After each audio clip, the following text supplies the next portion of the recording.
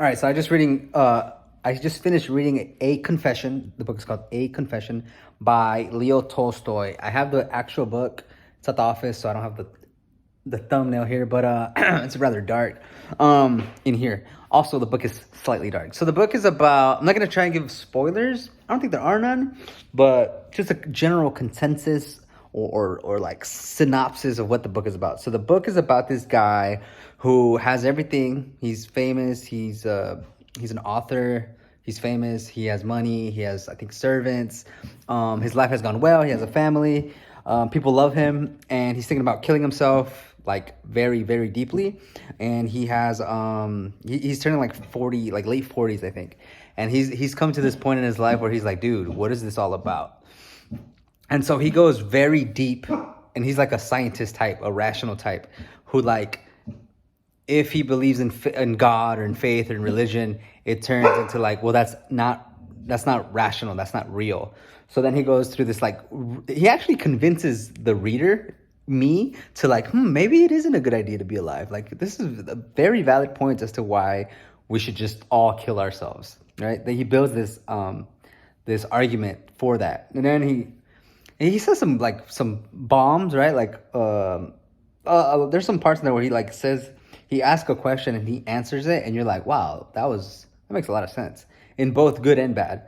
But anyways, at some point he gets to a point where he's like, and this is the part where he kind of turns around. He's like, if everything is for a reason, so like the biggest thing that there is in the world is reason. Like, things make sense, right? So if everything is for a reason, then there has to be a reason I exist. So he kind of like loops it. So like the point of my life is, if there is no point to my life, then why do I exist? So he kind of gets stuck there. He's like, there's something weird about this. Like, maybe I shouldn't just kill myself. He also breaks down like 4 reasons why people are alive. I think one is like plain out ignorance. One is but you're weak, so you choose to stay alive because you can't kill yourself. Another one is and you do kill yourself. And I can't remember the last one. I think it's like you're so intoxicated or something like that. You're just like, I guess it's hand in hand with like ignorance. I could be wrong. So yeah, he turns it around and he kind of goes back into religion and faith, and then he has like a dream, and it kind of like ties it together. The ending is like, it's much easier to build a reason to like be spiteful of things than it is to be on the other side of things. Like, when he's building the negative or like the I should kill myself stuff, it's like, holy crap, that makes sense. And then when he goes to the other side, when he's like, well, there's reasons to live, it kind of gets like, it's not certain, just because there is no good answer for what is the meaning of life. Like, that is the hardest question probably of all time for a human being.